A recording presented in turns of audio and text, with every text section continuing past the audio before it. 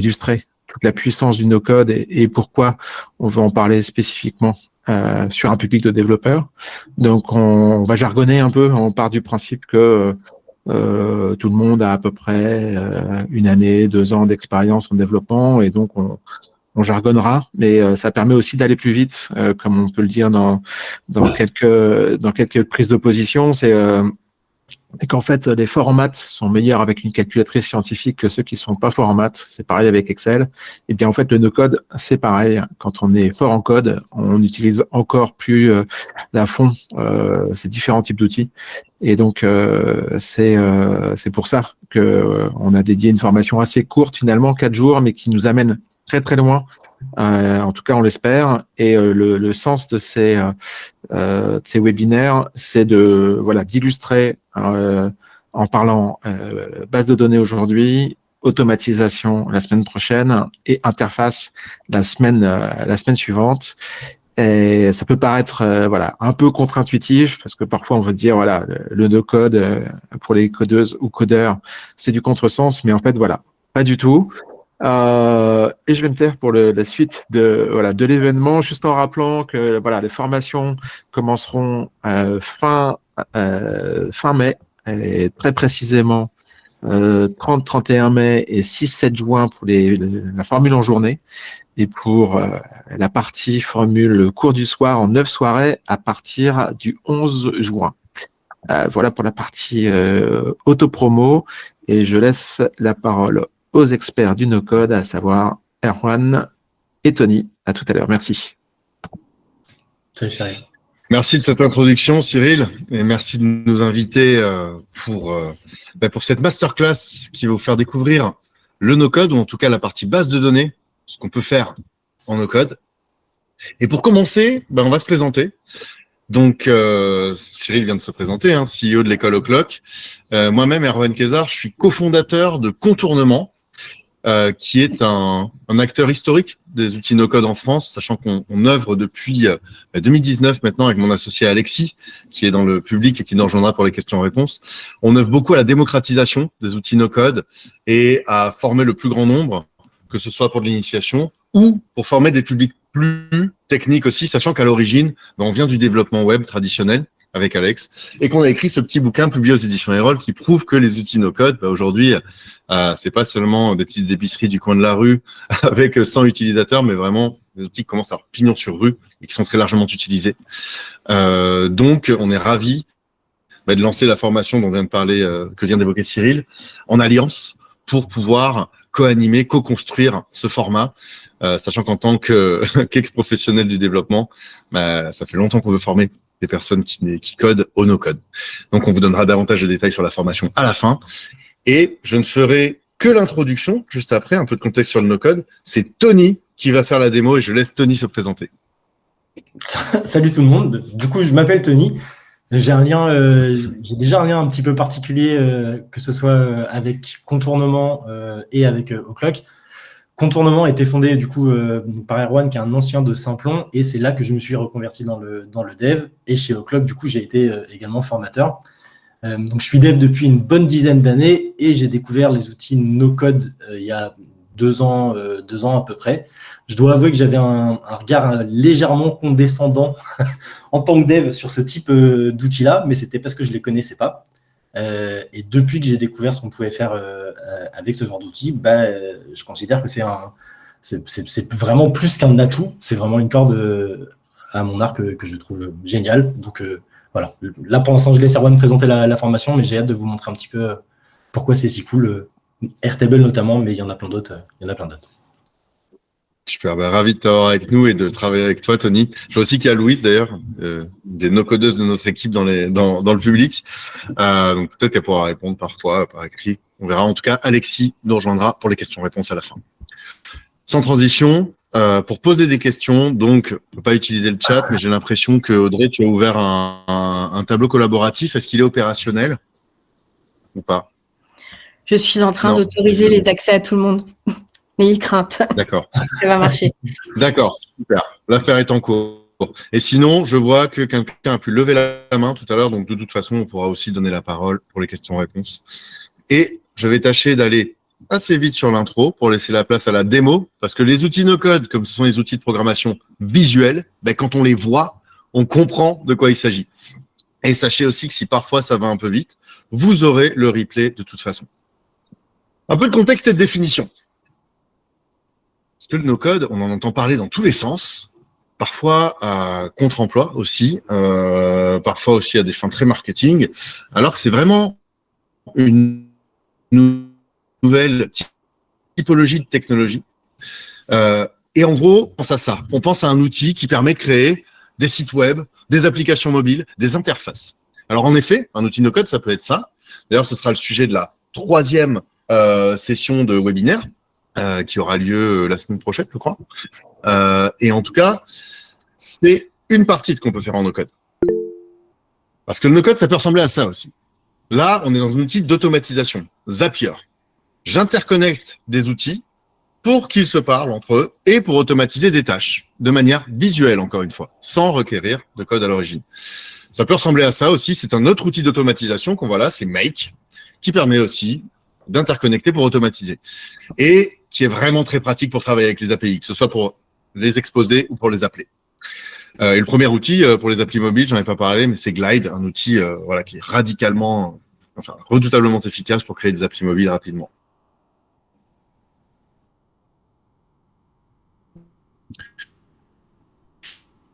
Et aujourd'hui, et vous allez voir qu'on peut faire bien plus de choses que simplement une vue tableur avec des données un petit peu typées et consistantes. D'ailleurs, je l'ai pas précisé, mais sur l'automatisation, il y aura aussi un webinaire qui arrive prochainement. Vous aurez toutes les infos.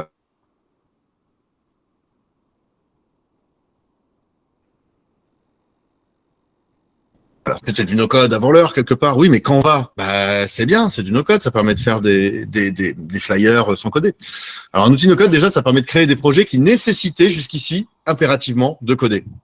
Donc, quand on doit faire des maquettes de design avec Canva ou Figma, quand on doit faire des tableurs, c'est pas du no-code, parce qu'il n'y a jamais vraiment eu à coder pour ça. Peut-être avant l'Apple Lisa, il y a bien longtemps, à la fin des années 70. Les logiciels spécialisés aussi, c'est pas du no-code. Un outil spécialisé pour faire de la compta, c'est pas un outil no-code, c'est un outil qui est fait pour faire de la compta.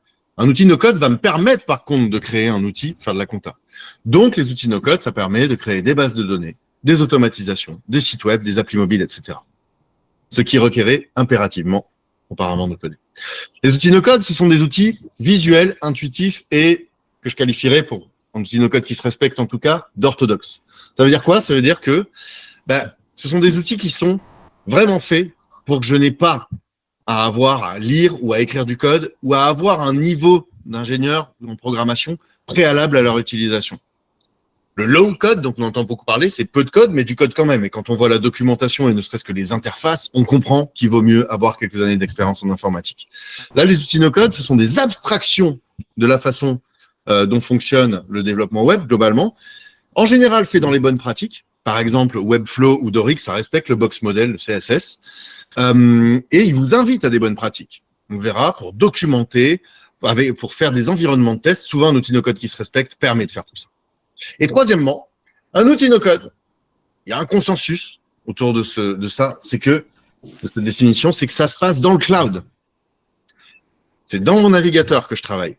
Généralement, je n'ai rien à installer et bien souvent, rien à héberger.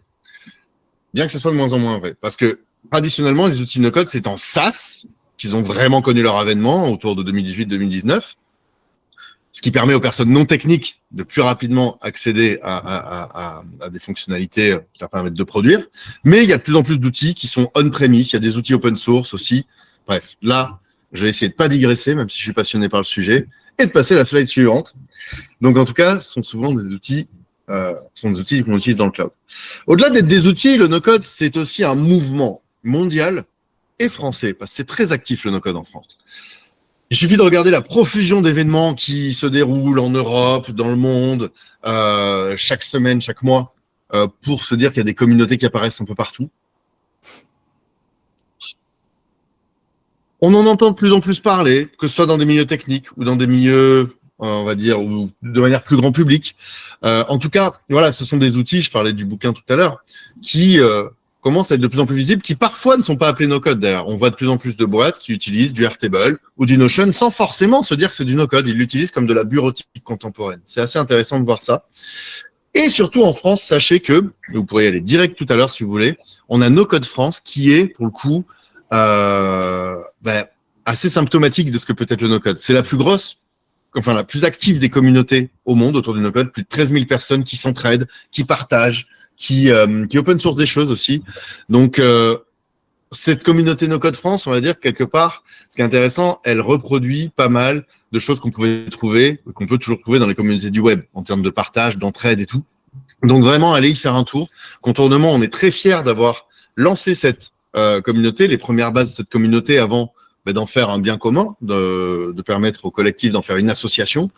Et voilà, donc les outils No Code, c'est aussi plein de gens qui soient ex-développeurs ou développeurs ou tout simplement complètement amateurs ou des gens qui sont devenus très techniques en no-code alors qu'à la base ils n'étaient pas techniques. Il y a vraiment de tout, par région notamment.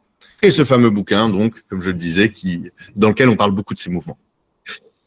Et je conclurai sur, mais quel est l'intérêt de faire du no-code pour des devs ? On peut se poser la question légitimement. On s'est bien posé la question avant de lancer cette formation en alliance O'Clock et Contournement. Mais clairement, nous, depuis le début, on voit que ça peut augmenter la vélocité. Pour livrer certaines briques plus rapidement, pour les modifier plus rapidement, pour faire des évolutions plus rapidement, appliquer des correctifs plus rapidement, et ainsi tout simplement gagner du temps pour se concentrer là où le code a la plus forte valeur ajoutée. Que ce soit sur des interfaces ou sur des interconnexions, des automatisations d'ailleurs, ou sur des bases de données. On voit des gens qui utilisent des bases de données type Airtable, sur Supabase et tout, et qui vont avoir par exemple un front codé. C'est tout à fait interfaçable et interconnectable. Fluidifier la communication avec le commanditaire.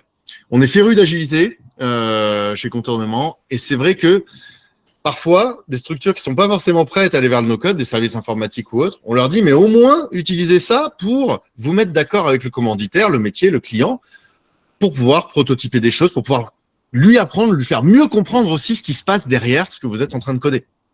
Donc voilà, pour fluidifier la collaboration, on croit vraiment aux outils no-code. Interconnecter ces briques codées et no codées. Je l'évoquais il y a quelques secondes. Avec des outils d'automatisation, notamment, on peut plus rapidement, plus facilement manipuler des API et on peut interconnecter donc des solutions codées et non codées. Et inclure d'ailleurs des solutions d'IA et d'IA générative qui sont tout à fait interconnectables avec ces outils-là. Et dernier point, alléger le temps et l'énergie à investir sur la maintenance adaptative. Ça veut dire quoi ? Ça veut dire que, quand on est sur une version SaaS, un outil comme Airtable, qui aujourd'hui est une très grosse entreprise, qui a des gens extrêmement qualifiés sur la sécurité, va gérer ça pour vous. Donc déjà, ça fait quand même, sur le côté sécurité, pas mal de choses en moins à gérer. Et sur la maintenance adaptative, tout simplement, quand il y a une modif, quand il y a une mise à jour, cette mise à jour va s'appliquer sur ce que vous avez déjà, sans forcément que vous ayez à intervenir. Donc ça peut être assez pratique. C'est-à-dire quand il y a une modif, c'est pour tout le monde. Quand il y a un bug, c'est pour tout le monde aussi. Mais c'est vraiment très, très rare que les outils no-code déconnent. Normal, c'est quand même au cœur de leur modèle. Donc, si une minute d'interruption de service, ça leur coûte cher. Donc, voilà les 4 principaux, parce qu'on pourrait en lister d'autres. On publie sur LinkedIn, Cyril et nous, sur ces sujets. Voilà comment on résumerait. Je crois que j'ai tenu dans mes 7 minutes et je crois que c'est le moment où il faut que je te passe la main, Tony, pour que tu nous montres ce qui nous intéresse, à savoir le concret, la démo. Très bien, allez. Au cas où, je vous propose... Pardon ? Je te passe le partage, du coup. Ça marche. Et du coup, pour les participants, puisque j'aurai pas vos questions directes dans le chat, je vous propose au moins qu'on ait une façon de communiquer un peu commune. Dans les emojis, là, on peut se dire que si vous me mettez celui-ci, ça veut dire que ce que je viens de dire était moyennement clair, et comme ça, je peux passer un petit peu de temps à expliquer un petit peu ce que je viens de dire sur C'était lequel d'emoji ? Ça allait un peu vite. Voilà, celui Ah oui, on réfléchit. Super, merci. Ça marche. Alors, je vous partage mon écran tout de suite. Tout l'écran partagé. Et Audrey nous signale qu'elle remontera les questions du Jamboard. Super, merci beaucoup. Ok, je veux bien juste que vous me confirmez. Ah, je suis en train de réaliser. En fait, je ne verrai pas vos emojis parce que j'aurai que mon écran Airtable. Donc, Erwan, je te fais confiance pour m'interpeller si jamais j'ai besoin de de clarifier quelque chose. Ça marche. Je regarde ça et on voit bien ton écran Airtable. Nickel. Alors du coup, Airtable, c'est quoi? Comme l'a dit Erwan, c'est vraiment un outil qui va permettre de créer des bases de données. La plupart des développeurs ont déjà quand même une notion un petit peu poussée de ce que c'est qu'une base de données. Ça peut servir à énormément de choses. J'aimerais bien quand même qu'à l'issue de cette formation, vous ayez une idée précise de dans quel cas est-ce que c'est vraiment pertinent d'utiliser Airtable et dans quel cas est-ce que ça l'est moins. Parce que même si j'adore cet outil et qui permet beaucoup de choses, quand on a l'habitude de travailler avec des vraies bases de données, on a des tonnes de réflexes ou peut-être d'idées de choses qu'on pourrait faire qui ne sont pas forcément idéales avec Airtable. Donc déjà, moi, mon objectif aujourd'hui, quand je vais vous présenter Airtable et la notion de base de données, je vais essayer de clarifier ce que j'entends par base de données. Déjà, le premier point, je trouve que c'est un outil qui est vraiment idéal pour de la création d'outils plutôt internes, donc vraiment des outils d'entreprise et de travail. Je trouve que ça montrerait ses limites un petit peu cet outil-là si vous le cherchez à l'utiliser comme une base de données d'un vrai gros produit complexe avec des milliers d'utilisateurs, du temps réel, etc. C'est pas tout à fait fait pour ça. Il y aurait moyen de bidouiller et d'arriver à quelque chose qui permette de s'en rapprocher, mais c'est pas l'outil le plus pertinent pour ça. Ceci étant dit, du coup, pour gagner du temps sur un tas de choses internes à l'entreprise, comme de la gestion de projet, là, ça devient vraiment super intéressant.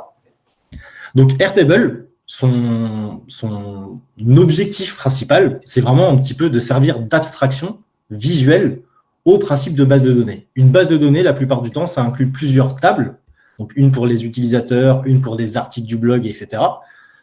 Et chaque table va avoir des colonnes qu'on va pouvoir typer. Là, par défaut, donc, on est sur une interface neutre d'Airtable. Je viens de créer une base ici qui s'appelle Live Webinar, dans laquelle il y a par défaut une seule table qui contient ces colonnes-là par défaut. Donc ça, j'ai rien fait pour les créer. Par défaut, quand on crée une table, ça vient avec tout ça. Notre objectif aujourd'hui, pour découvrir un petit peu Airtable, ça va être de créer un espèce de mini-système de gestion de projet.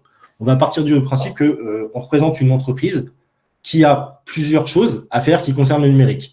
On a par exemple, nous, un SaaS, on va partir de ce principe-là. L'entreprise crée un SaaS, elle a des clients pour son produit numérique, elle a également des besoins en création d'outils internes, et on va se dire aussi que pourquoi pas, elle peut faire des prestations pour des entreprises externes ou des partenaires. Et donc, on va essayer de se créer un petit gestionnaire de projet pour refléter un petit peu tout ça.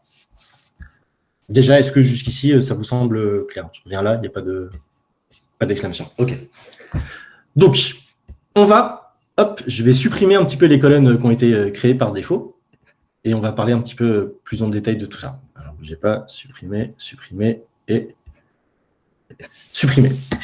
Donc, ici, là, dans la barre violette, c'est là où on va retrouver toutes les tables qu'on va créer à l'intérieur de cette base de données-là. Mon objectif, pour ce qu'on va construire aujourd'hui, c'est d'avoir donc un système de gestion qui permette de gérer à la fois des projets, des tickets, qui sont des espèces de chantiers qu'on veut mener pour un projet en particulier. Ces tickets seront associés à des tâches qui sont une découpe qui permettent d'arriver au bout du chantier. Et on va également avoir besoin de gérer des personnes qu'on va pouvoir assigner à ces tâches. Okay ? Ça, c'est mon objectif. Donc là, la table que j'ai par défaut, avant d'aller la créer, je voudrais juste vous faire voir quelques options. On a, ici, la possibilité souvent d'importer des données, ce qui peut être très pratique, à partir de fichiers CSV, Excel ou Google Sheet. Là, on va le faire de zéro, donc on ne va pas l'utiliser, mais sachez que c'est vraiment très très bien pensé, leurs options d'import. Ça va vous permettre, à partir d'un CSV, de déterminer automatiquement le type des colonnes et de transformer les dates en vraies dates, les booléens en booléens, les textes en textes, etc. Donc voilà, sachez qu'on peut importer des bases de données existantes, et sinon, évidemment, on peut partir de zéro. Donc là, la table que je suis en train de fabriquer, je vais partir du principe que je voudrais qu'elle me permette de gérer différents projets. Donc déjà, je vais la renommer. Je vais l'appeler projet. Et je vais partir du principe que chaque projet, je vais vouloir lui donner un nom. Pour l'instant, on va faire vraiment très simple. Et disons une description courte. Donc si je veux une nouvelle colonne, je peux cliquer ici. Je vais donner ici le nom à une colonne. Enfin, cette colonne-là, description. Et vous voyez qu'en dessous, on a plein de types de colonnes possibles. Alors, on ne va pas tous les regarder, évidemment, mais on va en découvrir quelques-uns. Là, en l'occurrence, pour une description, a priori, ce qui va être le plus utile, c'est un texte long. On a l'option ici d'activer le format de texte enrichi, donc c'est pour avoir des mots en gras, en italique, etc. Et il y a une option également pour intégrer de l'IA ce qu'on découvrira peut-être dans la formation, mais ici, ce n'est pas le moment. Je vais garder les options simplement par défaut dans un premier temps. Et donc, paf, en un clic, j'ai une table qui me permet de gérer les projets, chacun avec un nom et une description. Le deuxième élément que je vous ai dit qu'on allait gérer, c'était hop, la notion de ticket. Je vais appeler ma table ticket, enregistrer. Je vais supprimer les colonnes par défaut. Hop. Et pareil, donc pour chaque ticket, on va dire qu'on va donner un nom à ce ticket. On va aussi donner une description, comme on l'a déjà fait. Hop, description avec un texte long. Qu'est-ce qu'on pourrait avoir d'autre? Un statut. Est-ce que c'est en cours, terminé, à faire, etc. Et donc là, vous allez voir, il y a un type de colonne qui est génial pour ça, qui s'appelle sélection unique. Sélection unique, ça me permet d'avoir une colonne avec plusieurs options prédéfinies. Et comme ça, il n'y aura plus qu'à choisir parmi une de ces options-là. Donc là, je vais appeler ma colonne statut. Et donc, si je veux gérer des tickets, on va se dire qu'on aurait comme option, par exemple, backlog, pour toutes les idées qui ne sont pas encore à traiter maintenant, mais qu'on veut stocker pour ne pas les perdre. To do, parce qu'on se dit que cette semaine-là, c'est sur ça qu'on veut travailler. Doing, parce qu'on est en train de le faire en ce moment. Et done, quand on a terminé. Donc tout ça, ça va être des options que je pourrais sélectionner en un clic. Et vous voyez qu'à côté, en plus, si je veux, je peux choisir une couleur pour chacune des options. Donc, je pourrais dire backlog, ce serait plutôt gris. To do, bleu, c'est pas mal. Doing, je me le mets en, je sais pas, disons orange. Et done, en vert quand c'est terminé. Paf, et là, automatiquement, quand je voudrais créer une entrée, j'ai plus qu'à choisir parmi les options. Ça me semble suffisant pour commencer pour gérer les tickets. Comme je vous le disais, chaque ticket va être composé de différentes tâches. Hop, je supprime encore les colonnes par défaut. Donc c'est un peu répétitif, supprimer les colonnes par défaut, mais vous voyez que ça va quand même relativement vite. Et donc pour chaque tâche, pareil, on va se faire une colonne pour une description courte. Hop, description. Qu'est-ce que je m'étais mis? Pareil, un statut.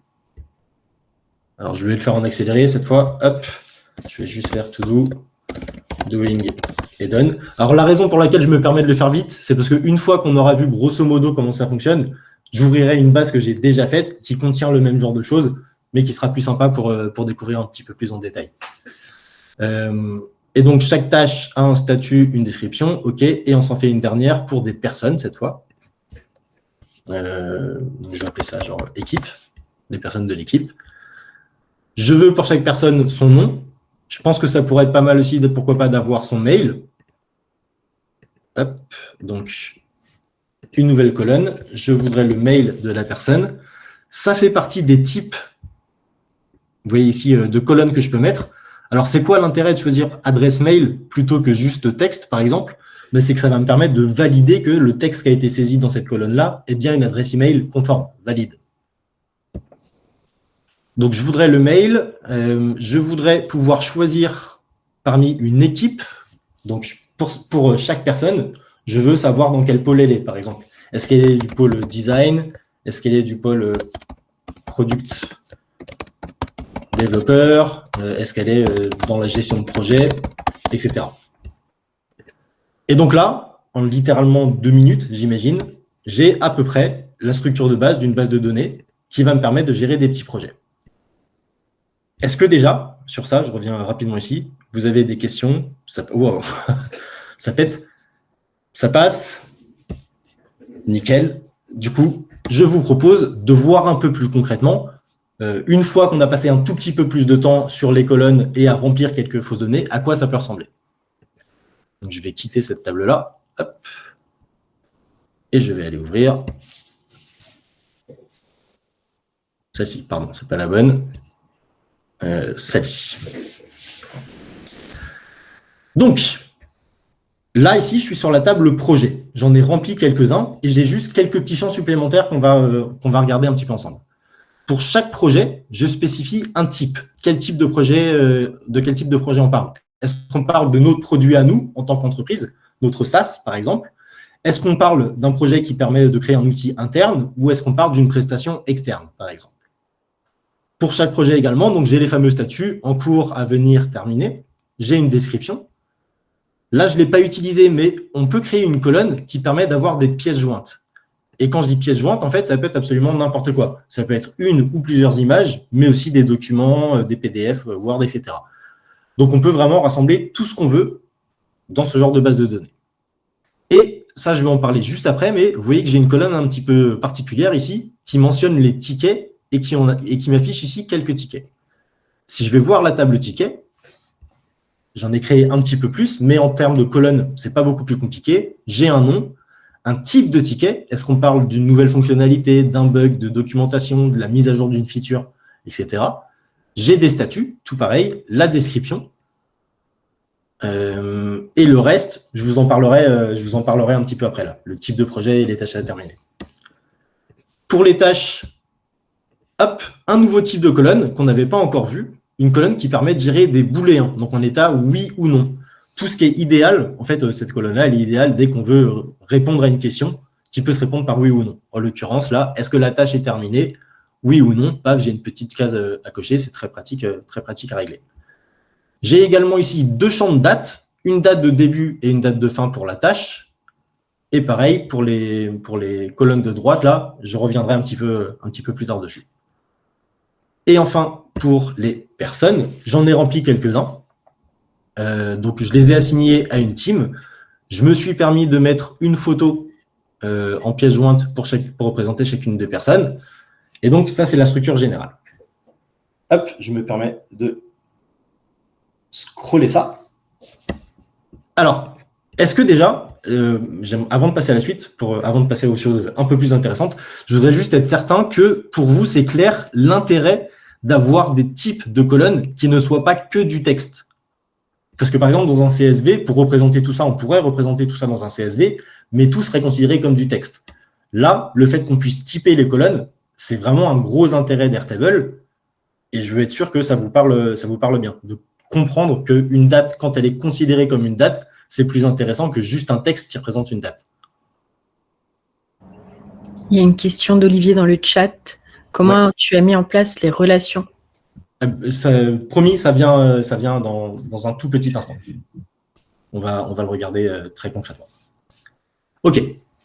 Donc là, justement, j'ai tous ces champs-là et on va se faire un système de relations. Alors, plutôt que de le faire dans cette base-là, je vais retourner rapidement dans celle d'avant, comme ça on va le voir de zéro.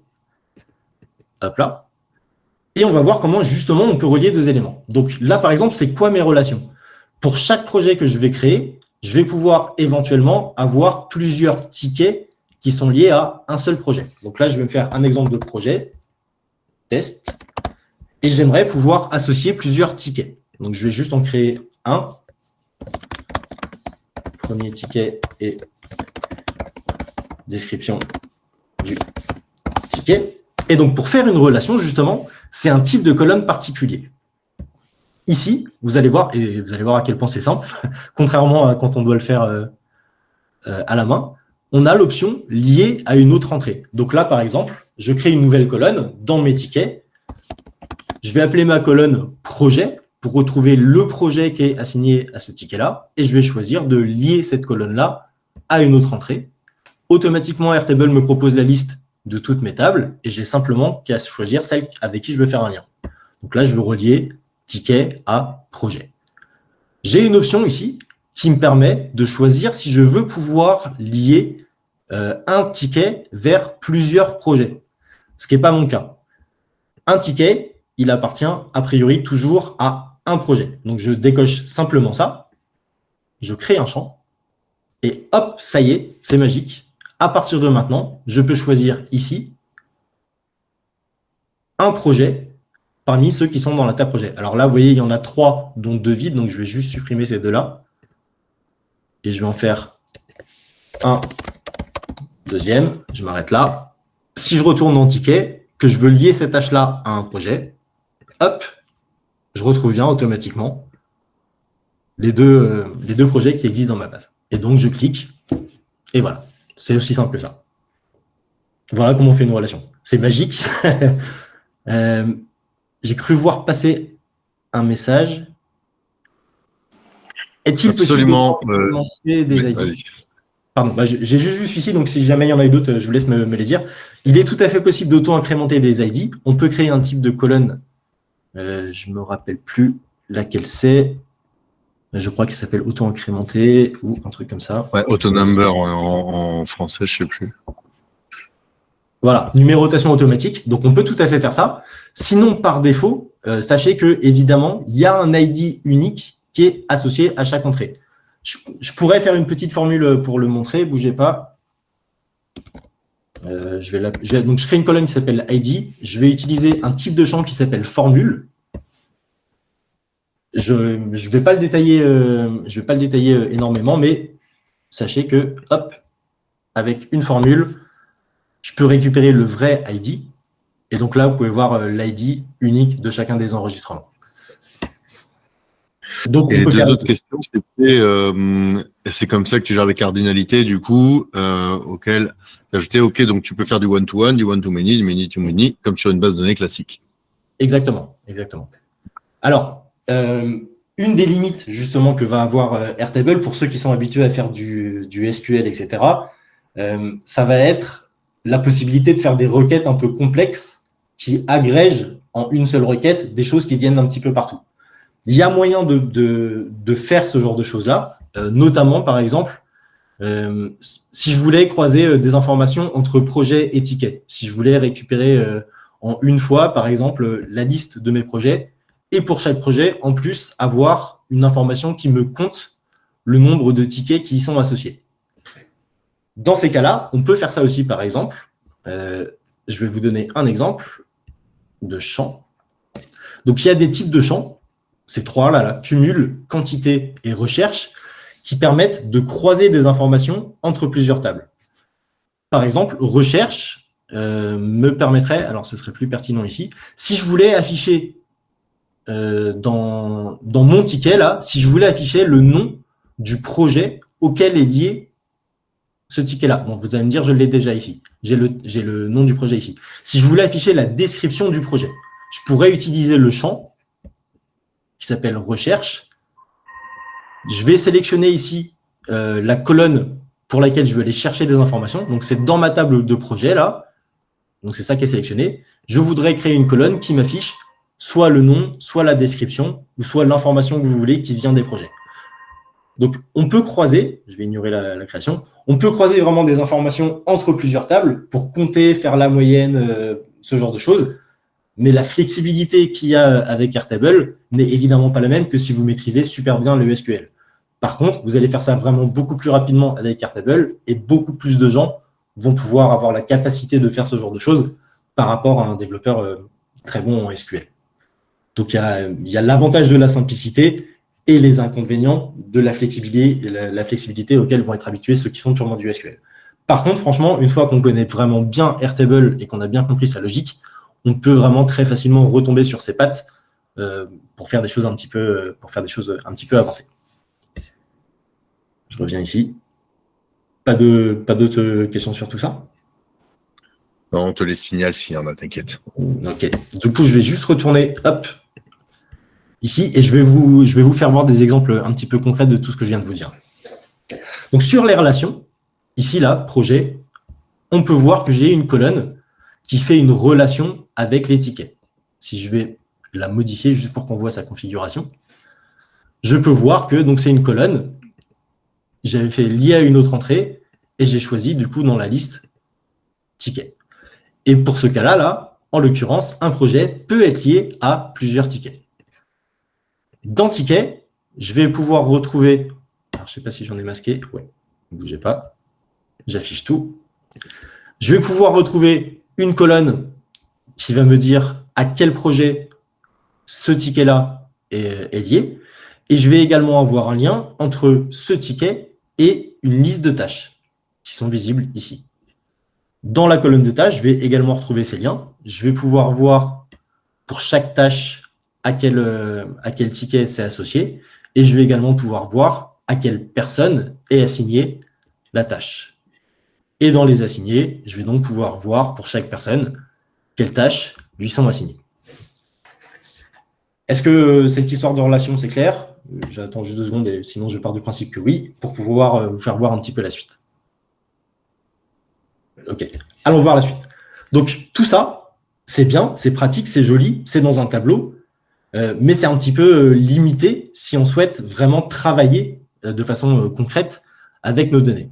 Heureusement, une des forces d'Airtable, ça ne se limite pas à la description des données, ça vient rajouter ce petit truc-là, ce petit bouton magique, le bouton vue, qui va se permettre de se créer des vues de travail dédiées et configurées pour nos besoins. Je vous donne un exemple. Alors, si on retourne voir la table Assignees, ça, par défaut, là, ce que vous avez sous les yeux, c'est ce qu'on appelle la vue tableau. Et vous voyez qu'ici, on voit qu'il y en a vraiment plein d'autres. Par défaut, on est sur une vue tableur. Et une autre qui est très pratique, par exemple, quand on veut représenter des personnes, c'est la vue galerie. J'en ai créé une ici. Et vous allez voir que automatiquement, ça permet d'afficher vos entrées, cette fois sous forme de carte. Là, pour chaque carte, j'ai la main sur ce que je veux afficher ou non. Je vais pouvoir personnaliser les fiches. Je choisis que l'image de la carte soit reliée à la colonne photo. Si j'avais une autre colonne qui contenait des photos, je pourrais choisir évidemment cette autre colonne-là. Et ici, je peux cocher ou décocher tout ce que je veux ou pas afficher dans chacune des cartes.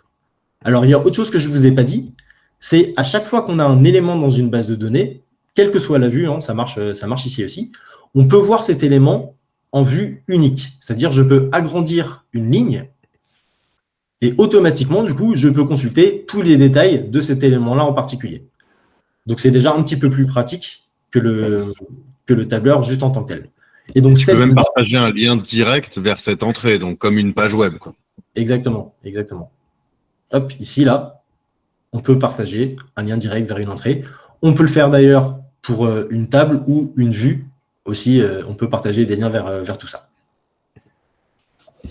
Donc ça, c'est un exemple de vue qui peut être très intéressant. Si je vais voir, par exemple, les tâches, j'ai cette vue-là par défaut. J'en ai fait plusieurs. J'en ai fait une qui me permet de regrouper les tâches par personne. Là, j'utilise ici la vue liste. C'est assez proche du tableur. C'est juste que c'est un peu plus lisible. On ne voit pas forcément toutes les colonnes et ça permet de faire un peu des groupes comme ça. On peut aller jusqu'à 3 niveaux de groupes pour organiser un petit peu les choses. Et donc là, je peux voir que Alex, il a ces 2 tâches-là qui sont en cours. Pareil pour moi, pareil pour Erwan, etc. On a également... Pardon, j'ai cru que quelqu'un... On a 2 questions. Ouais, allez-y. Anthony nous dit, ta colonne photo, c'est un file ou un URL. Il me semble qu'il y a un trick pour l'affichage des images. Alors, c'est une colonne pièce jointe. Donc, c'est vrai que c'est un peu particulier. C'est un peu particulier, mais la colonne pièce jointe, en gros, pour Airtable, c'est tout ce qui permet de travailler avec un fichier. Et donc, automatiquement, quand j'utilise en tout cas la vue carte, si je lui dis que je veux utiliser la colonne pièce jointe, il va falloir que j'ai dans cette colonne au moins une photo pour qu'il sache comment l'afficher. Il n'affichera pas un document dans la carte, par exemple. Et Michael qui nous dit, sous Airtable, on est sur quel temps de réponse durant une montée en charge? Alors, ça tient plutôt bien si vous utilisez la plateforme web. Si vous passez par l'API, du coup, il y a des rate limits. Donc, vous avez des limites d'autorisation pour pinguer l'API. Donc, si vous vouliez vous en servir comme un produit qui sert de vrai back-office ou de vrai back-end à une application concrète que vous feriez, vous seriez obligé de passer par un système de mise en cache pour ne pas dépasser vos rate limits fixés par Airtable. Donc, c'est pour ça que je trouve que c'est très bien pour se faire des outils internes. Pourquoi pas un POC, un Proof of Concept, si vous voulez tester un produit, mais pour une vraie grosse application. Il y a d'autres outils qui pourront éventuellement s'interfacer avec Airtable pour récupérer les données et eux gérer la mise en cache, etc. Mais si vous voulez passer juste par Airtable et son API en tant que tel, sans système de mise en cache, ça va être compliqué pour avoir un vrai back-end d'application. J'ai des questions sur les droits d'accès. Est-ce que tu en parles après? La gestion des droits Je peux en parler rapidement ici, ça ne faisait pas partie de la présentation, mais on est là pour… Mais peut-être dans ce cas-là, peut-être plutôt le garder pour question-réponse, comme Alex va nous rejoindre, parce que parfois, il y a des outils qu'on peut connecter. Comme je vois le temps qui tourne, il est 44. On vise, il nous reste combien de temps après de démo? Là, on est proche de la fin. En gros, je terminais les vues. Super. Je voulais juste montrer le truc un peu magique de la documentation automatique pour l'API. Et voilà. Super. Donc, on se dit qu'on commence les questions-réponses, oui, vers À la fin. 55, quoi.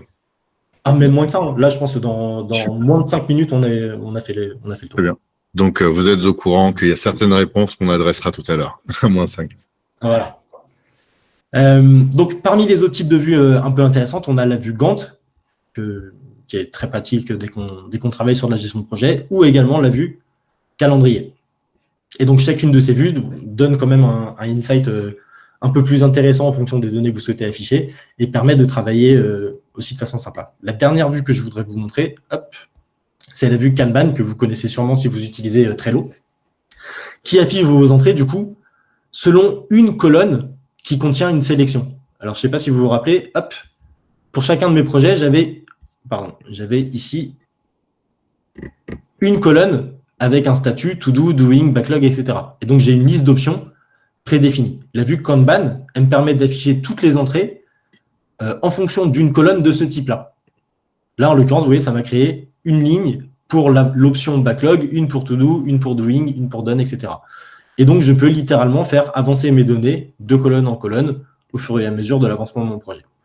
Dernier truc sur les vues, par défaut, là, tout ce que je vous ai montré, ça affiche l'intégralité de mes datas. C'est rarement pratique.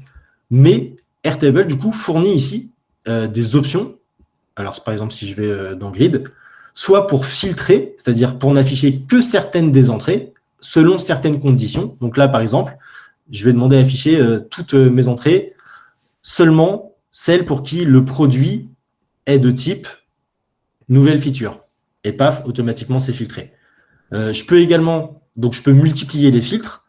Je peux regrouper, si je supprime mon filtre, vous allez voir à quoi ça ressemble. Je peux également regrouper mes entrées selon certaines colonnes. Donc là, je pourrais les regrouper par type. Et paf, j'aurai aussitôt un tableau avec ici que les bugs, que les nouvelles features, que le update, etc. Et donc, tous ces réglages-là, grouper, filtrer, trier, etc., c'est gardé en mémoire par vue. Donc, je vais vraiment pouvoir me faire plein de vues. Celle-ci, par exemple, la vue Kanban, je pourrais me contenter de filtrer toutes celles qui concernent le projet qui est exactement celui-ci. Donc là, je n'ai que les tickets qui concernent ce projet-là. Je pourrais me faire une nouvelle vue Kanban spécifiquement dédiée à un autre projet et je peux en faire autant que je veux. Là où Airtable est malin, c'est qu'on peut vraiment régler et ranger les choses. Ici, on peut se faire des sections pour ranger les différentes vues. On peut gérer des droits pour déterminer qui peut voir quoi, etc. Je ne vais pas trop dans le détail maintenant, mais c'est assez puissant. Et donc, il me reste 3 minutes max. Dernier point. T'inquiète, pas d'urgence. Okay. Et aussi, on peut envoyer un lien au bout d'une vue, ce qui est pas mal pour la collaboration, comme tu disais, avec des droits carrément. C'est segmenté, quoi. C'est ça. Et donc, si vous souhaitez travailler avec l'API, par exemple, si je veux travailler avec les tickets, dans le menu d'aide, juste ici, tout en bas, on a la documentation relative aux API, que je vais ouvrir. Et donc, là où ils sont doués, je trouve, c'est que leur documentation est auto-générée à partir de votre base à vous. Donc là, par exemple, vous voyez que dans l'introduction, je vais pouvoir retrouver l'identifiant de la base de données. Donc, pour rappel, la base, c'est ce qui contient toutes les tables. Donc, je vais avoir l'identifiant ici. Et si vous regardez ici dans la colonne de gauche, on va retrouver ma table de projet, ma table de tickets, ma table de tâches, etc. Et donc, pour chaque table, on va pouvoir, si on souhaite, spécifier quel champ est-ce qu'on veut récupérer quand on fait une requête. Ici, comment est-ce qu'on fait une requête? Vous avez l'exemple à chaque fois. Alors, en curl, c'est vraiment... quand vous voulez travailler avec l'API, quel que soit votre langage ou votre outil pour faire vos requêtes, on fait une requête sur cette URL-là. On a besoin de spécifier dans le header un bearer token, donc un token d'authentification qu'on peut retrouver dans l'interface d'Airtable aussi. Et on recevra une réponse qui ressemble à ça, avec une liste d'enregistrements. Et chaque enregistrement sera présenté par un objet, etc. Donc, je ne vais pas vous faire voir toute la documentation, c'est vraiment pas l'idée. Juste pour vous montrer comment ça marche rapidement. Je vais voir sur Postman. J'ai juste préparé 2 ou 3 requêtes. Donc ici, j'ai une route avec la méthode get. J'ai déjà configuré mes headers pour mettre le token à l'intérieur. Ici, c'est une petite variable qui contient l'ID de ma base de données. Et donc, si je fais une requête get ici, sur la table tasks, je reçois tout ça. On peut évidemment, alors je vais vous le faire voir en live, vous allez voir, c'est intéressant. C'est ici, laissez-moi fermer ça. Si je vais voir dans mes tâches par personne, je vais supprimer celle-ci, qui était un test. Pardon. Hop, et hop. Donc, on voit ici, pour l'instant, mes tâches. J'en ai que 3 qui me sont assignées à moi. Et dans Postman, si je fais une requête post sur ma base tâches, dans mon body de requête, je peux lui donner une liste de nouvelles tâches que je veux créer. Je spécifie pour chaque champ le nom, voilà ce que je veux comme titre, voilà son statut, est-ce qu'elle est terminée ou pas, voilà sa description, sa date de début, de fin, etc. J'ai récupéré les ID de tickets et des personnes. Donc, cet ID-là, c'est moi. Ce ticket-là, je ne sais plus lequel c'est, mais on le verra. Et donc, si j'envoie ma requête, je poste. Vous allez voir, ça va relativement vite. Hop, aussitôt, ici, je n'ai même pas eu besoin de rafraîchir la page. On peut voir que ma tâche a bien été rajoutée et elle m'est bien assignée à moi. Elle est bien reliée à un ticket en particulier. Et donc, c'est très facile vraiment de s'interfacer avec Airtable. Je m'arrête là. Juste pour information, sachez qu'il y a 1 milliard de trucs à se dire quand on est dev là-dessus qu'on peut utiliser. On peut créer des scripts. Pour ceux qui maîtrisent le JavaScript, vous pouvez créer des scripts qui s'exécutent directement dans Airtable. Et pour les devs qui ont un peu plus d'expérience pour le front et notamment en React, on peut créer des extensions carrément pour Airtable qu'on trouve là. C'est un peu comme des mini-programmes qui s'ouvrent directement dans Airtable et qui ont accès aux bases de données, etc. Donc, en tant que dev, pour des boîtes qui utilisent cet outil-là, vous pouvez faire vraiment beaucoup de choses. Et j'arrête. Je suis prêt. Super, merci beaucoup Tony, c'est très clair, c'est concis. Et avant de repasser la main à Cyril et Audrey pour parler un petit peu de la formation, j'ajouterais qu'il y a une partie, vous avez vu, dans la partie données d'Airtable, il y a aussi une partie automatisation et interface. On ne pouvait pas tout traiter, mais si ça vous intéresse, eh ben on parlera de ces 2 sujets dans les 2 prochains webinaires. Donc on fera un focus là-dessus. D'ailleurs, je vois qu'il y a Lilian qui est dans le public et qui sera grand expert des automatisations et de Make qui animera ce webinaire. Et du coup, on va parler rapidement de la formation, mais sachez qu'on peut rester un petit peu plus pour adresser toutes vos questions par la suite, que ce soit technique, que ce soit sur la sécurité, la scalabilité, le mouvement no-code, pas que des boîtes, c'est aussi des gens qui créent du contenu, qui s'entraident, ou aussi même sur le boulot qu'il y a sur le marché du no-code. On pourra aborder tous ces aspects. Donc, je repasse la main au clock et on pourra répondre à tout ça et prendre un petit peu de temps en plus avec Alexis, mon cofondateur de Contournement.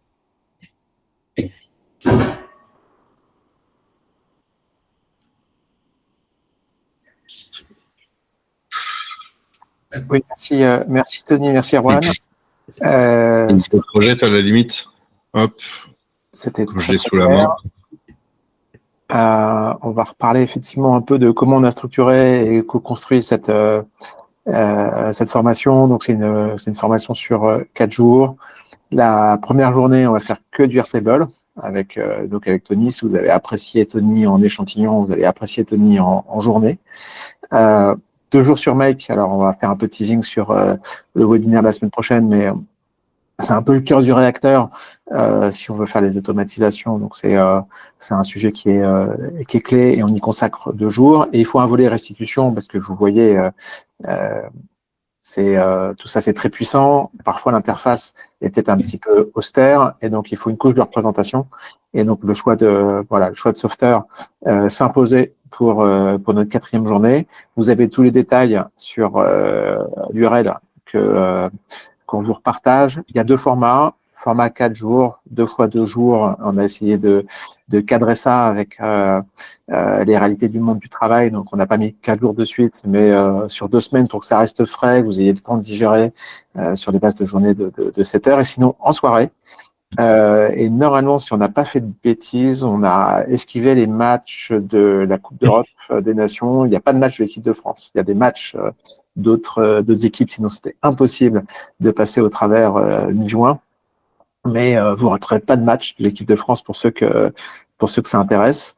Et voilà comment. Alors, on n'a pas prévu de démo Xano. Je reparle sur la partie bonus où en fait on a 2 niveaux de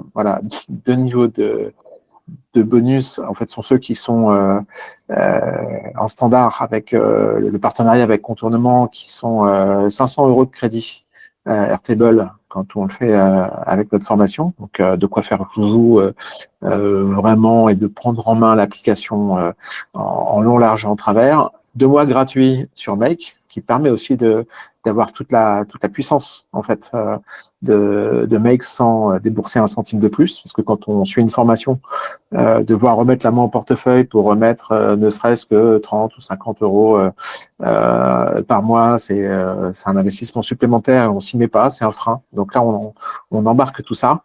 Et on me dit à l'oreillette qu'il y a des bonus complémentaires, Erwan, qui viennent de Contournement. Le fait est que pour les personnes, en tout cas, qui s'inscriront en tant qu'early bird, il y a tous les détails de toute façon qui sont décrits sur le site. Contournement se propose de vous offrir le niveau confirmé de nos formations en ligne, parce que Contournement est assez connu depuis quelques années sur nos formations en ligne, sur Airtable, sur Make, sur Notion, etc. Et pour le coup, là, cette formation, ce bootcamp, correspondra grosso modo au niveau débutant et initié de nos formations Make et Airtable. Donc, pour les premiers et premières qui s'inscriront à la formation, on proposera le niveau confirmé, qui permet d'aller beaucoup plus loin. Sachant que vous l'aurez compris, là, on vous a fait une démo d'un outil qui visiblement est intuitif et rapidement prenable en main.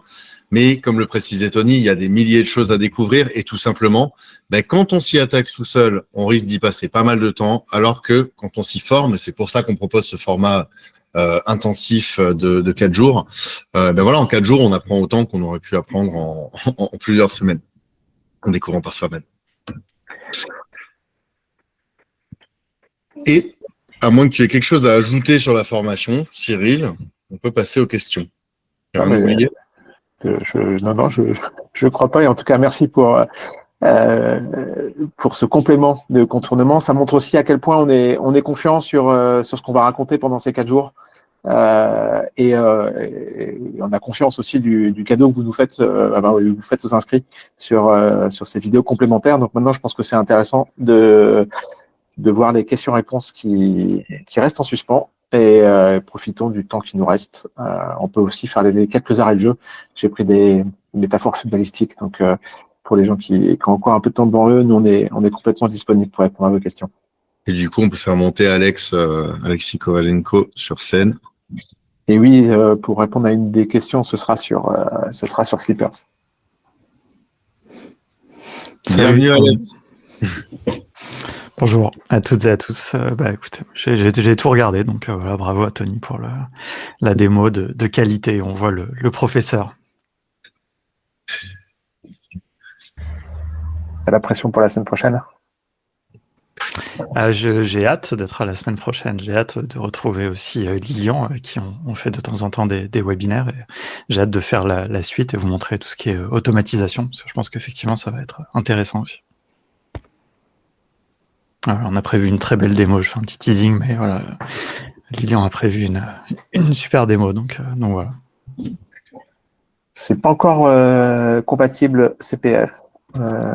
On le regrette, mais c'est une formation qu'on a montée vraiment sur mesure, en accéléré, et on n'a pas de référentiel pour s'y adosser pour l'instant.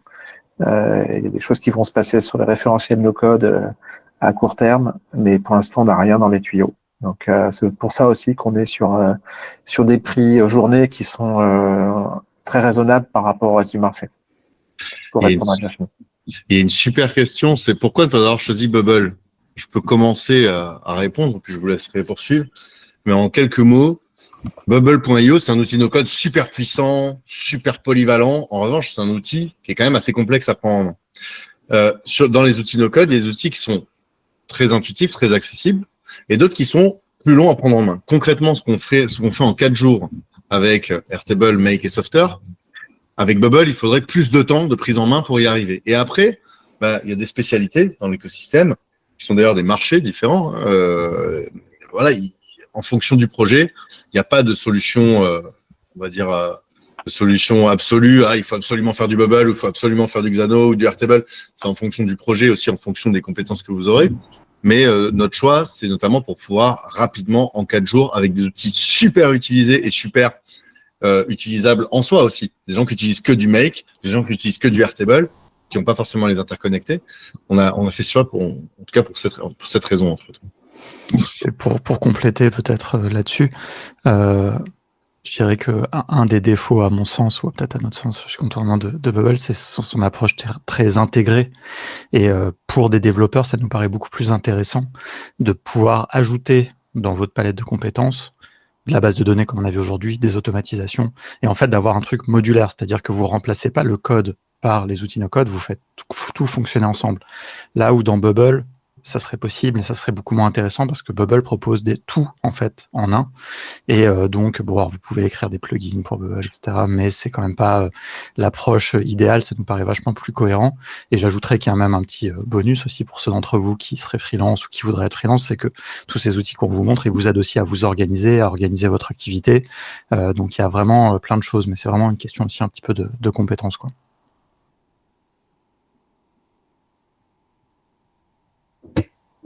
Il y a une question de répondre à la question de Karima, tant que j'ai la parole. On peut pas vraiment utiliser Airtable comme une interface et avoir une base de données sur votre serveur parce que ça impliquerait de dupliquer en fait vos données depuis votre serveur vers Airtable. Mais Airtable ne s'affichait que des données qu'il a dans sa base à lui, quoi. Donc c'est pour ça que même si aujourd'hui Airtable a énormément évolué effectivement comme outil, comme l'a souligné Erwan, il y a 2 autres volets qui sont les automatisations et les interfaces que vous découvrirez. À la base, c'est quand même un outil de base de données, quoi. Et donc l'idée, c'est quand on utilise les interfaces d'Airtable, par exemple, c'est d'exploiter les données qui sont dans la base de données Airtable. Mais vous verrez dans le 3e webinaire d'autres alternatives justement sur cette question des interfaces, quoi. Et c'est pas possible, et juste pour répondre, parce que peut-être c'était pas clair, c'est juste pas possible d'héberger Airtable sur son serveur, évidemment. Enfin, il y a des alternatives, on pourrait citer Baserow, ou des alternatives open source qui sont malheureusement pas du tout aussi performantes d'un point de vue, en tout cas, d'expérience utilisateur et fonctionnalité, mais ce sont des alternatives. Ça dit quoi par rapport aux offres d'emploi? Des mots-clés à utiliser dans les recherches, des plateformes? Pour le coup, aujourd'hui, on commence à voir des offres d'emploi un peu partout, que ce soit sur Welcome to the Jungle pour les plateformes assez génériques. Il y a aussi des plateformes spécialisées sur le no-code. D'ailleurs, dans le Slack No-Code France, il y a un channel No-Code Jobs où les gens proposent leurs offres d'emploi et où aussi d'autres en cherchent. Donc, vous pouvez aussi prendre le pouls du marché avec ça. Mais je dirais qu'il y a 2 grands types d'offres. Il y a des offres spécialisées, développeurs ou développeuses Bubble, par exemple. Expert ou experte en automatisation. Donc là, parfois, il va y avoir un outil derrière ou pas, que ce soit du Make, du N8N, du Zapier. Et donc, sur les métiers spécialisés, déjà sur les outils Airtable, Make, Bubble, Xano, vous pourrez trouver des choses intéressantes. Notion aussi, mais ça appelle plutôt à la deuxième partie, c'est-à-dire ce sont des postes où ces outils où il y a une exigence de maîtriser ces outils. Par exemple, chef de produit qui maîtrise Airtable et Notion. Parfois, on voit aussi des postes de développement où il y a la compétence Make qui est demandée, c'est-à-dire en tant que adjonction à un profil existant. Donc, voilà ce que je répondrai sur ce point. Vous pouvez aller regarder sur Welcome to the Jungle, par exemple, sur des plateformes. Vous pouvez chercher. Il y a effectivement pas vraiment d'intitulé de poste. Il y a le code ROM, Pôle emploi, mais vous pouvez chercher Product Builder, par exemple, qui fait référence généralement à des métiers no-code. Vous pouvez regarder No-Code Engineer. Vous pouvez vous tapez no-code. De toute façon, vous verrez bien ce qu'ils ont mis derrière. No-Code Maker aussi, effectivement, comme dit Adrien.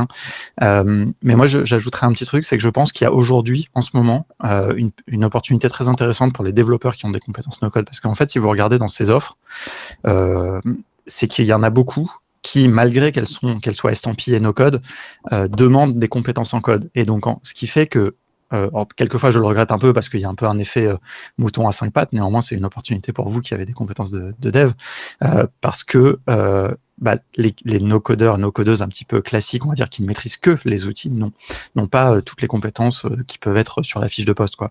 Donc ça, c'est important à savoir. Il y a une vraie opportunité. Ça va changer dans le temps parce que si les gens vont comprendre qu'on peut aussi faire que du no-code et qu'on n'est pas obligé d'être dev. Mais à mon avis, en tout cas, il y a aussi une petite opportunité pour vous pour ça, quoi. D'autant qu'il y a une autre opportunité, c'est que en fait, il y a une réalité derrière le monocode, ce sont des outils aujourd'hui de plus en plus utilisés. Il y a aussi un effet de mode. Donc, il y a énormément d'experts et d'expertes autoproclamés qui apparaissent au bout d'une semaine de formation sur LinkedIn et tout, qui souvent n'ont pas de base technique. Et quand on a une base technique et qu'on va sur du no-code, là, pour le coup, c'est un combo gagnant pour beaucoup d'offres de postes, sachant que, 2 autres petites précisions, attention, tout effet de mode aussi est accompagné d'effets d'enthousiasme. On entend parfois, il y a des centaines de milliers d'emplois sur le no-code. Évidemment que non. Il y en a de plus en plus. Mais c'est peut-être plutôt des milliers ou des centaines que des centaines de milliers. Et d'autre part, par contre, il y a des phénomènes intéressants. On voit que, par exemple, France Compétences, qui est un peu la structure qui gère la formation, enfin en tout cas qui fait des recommandations sur la formation et l'emploi en France, vient de reconnaître les compétences en no-code comme métier d'avenir. Il y a des certifications qui sont en train d'apparaître, des certifications RNCP, certifications de formation professionnelle, au-delà des certifications d'outils, parce que les outils proposent des certifications aussi. Donc voilà, c'est vraiment un marché en train de se structurer, et nous, ce qu'on a à dire, c'est qu'on est en bas, au début de la vague, et que cette vague va aller en croissant, quoi. Donc c'est aussi pour ça qu'on sort cette formation maintenant. L'avantage du first ou de la first mover advantage, l'avantage du premier ou de la première qui bouge, quoi.